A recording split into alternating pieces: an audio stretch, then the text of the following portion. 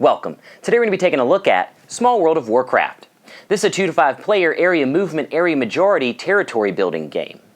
The game takes place in Azeroth, and you'll be controlling different races with special powers, like the sailing gnomes. You'll be spreading the race's control throughout the territories of Azeroth, trying to spread it as far as you can. Then you'll be gaining victory coins based on the number of territories you control and any special powers. After a number of rounds, you will then put your race in decline, and then on your next turn, start a new race.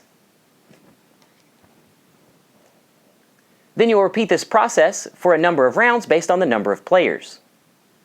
At the end of the final round, the player with the highest total victory coins is the winner.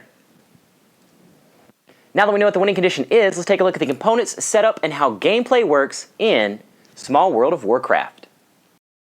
Now let's take a look at the components. There are 6 double-sided map boards, 2 large, 2 medium, and 2 small.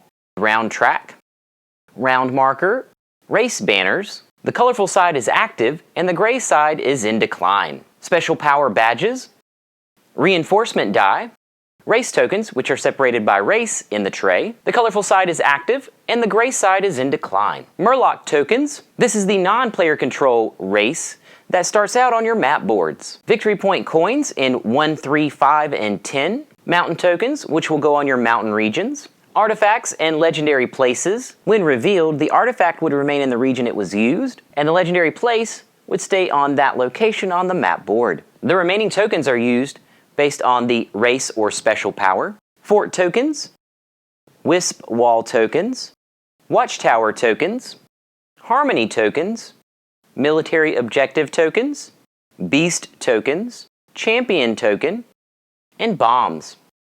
5-player summary sheets that have the round breakdown on one side and the special powers based on the race or special power badge on the other.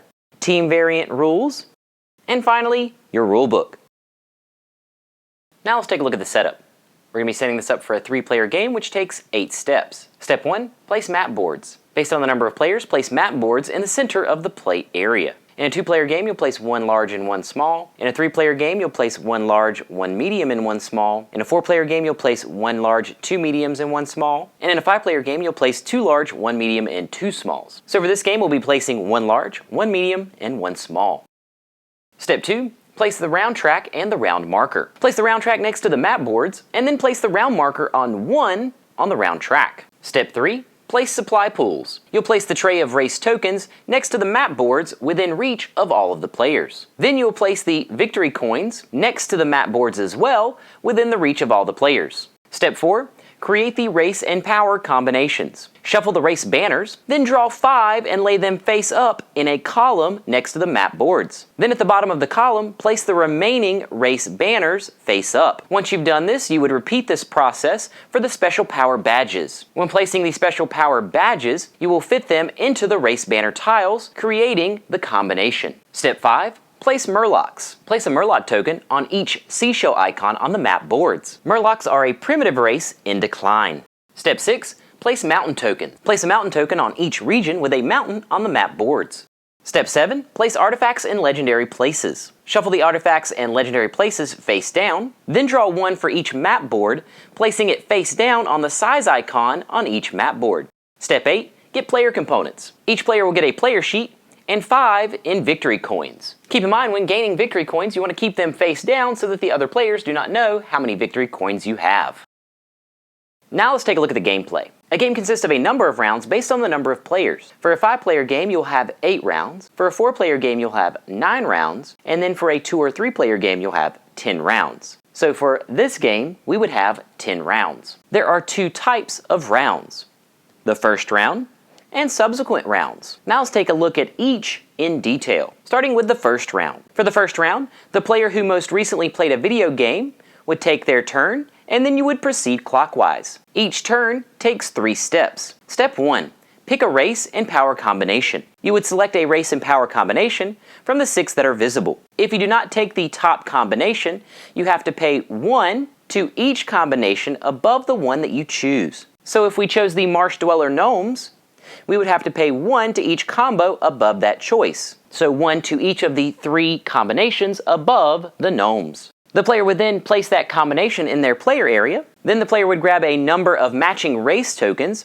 equal to the total blue numbers on their race and special power tiles. So for the gnomes, they would grab 9. And then lastly, that player would refresh the combinations by sliding up and revealing a new combination. Keep in mind that when you're selecting them, if they have coins on them, you would gain those coins as well. Step 2, conquer regions. For your first region, it must be an entry region. These have the anchor symbols. These entry regions require at least 3 tokens. That requirement could increase if enemies are present or if there are mountains. For each region after, it would cost 2 race tokens. These requirements will be increased by 1 for each wisp wall, mountain, fort, entry region, and enemy token. If you defeat an enemy when you conquer a region, if it is a single token, it is discarded. If it were multiple tokens, you would discard one and give the rest back to the player. They would then be able to redeploy in their occupied region. The enemy's redeployment would be the final action of this player's turn. Then you would continue conquering adjacent regions,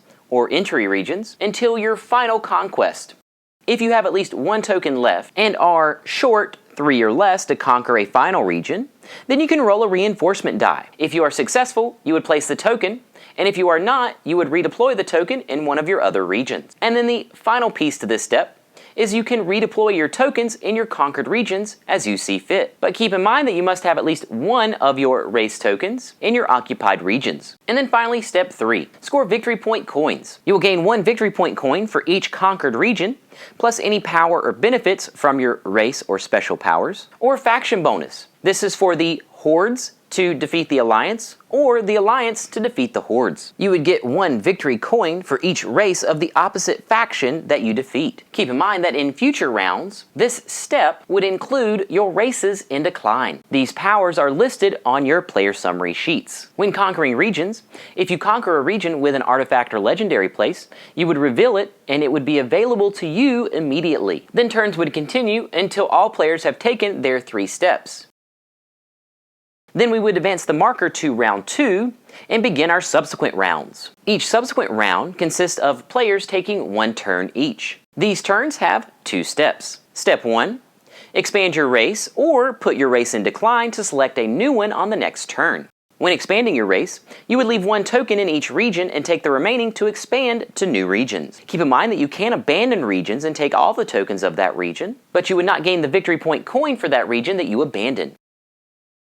When putting a race in decline, at the start of your turn, you would flip the race banner over, discard the special power, leave 1 race token on each of the conquered regions that you have on the map boards, and flip them over to the gray in decline side. Then you would immediately move to step 2 of your turn, and then at the start of your next turn, you can choose and start a new combination of race and special power. This can be useful because you can get the victory point coins for your new race and the one that you have in decline. Then once you've expanded your race or put a race in decline, you move to step 2, score victory point coin. You would gain 1 victory point coin for each occupied region of your active race and any that you have in decline, plus any powers or benefits from your race or special power, along with any faction bonuses for defeating either the Horde or the Alliance. Then turns and rounds would continue until the end of the final round. The players would tally their victory point coins, and the player with the most victory point coins wins Small World of Warcraft.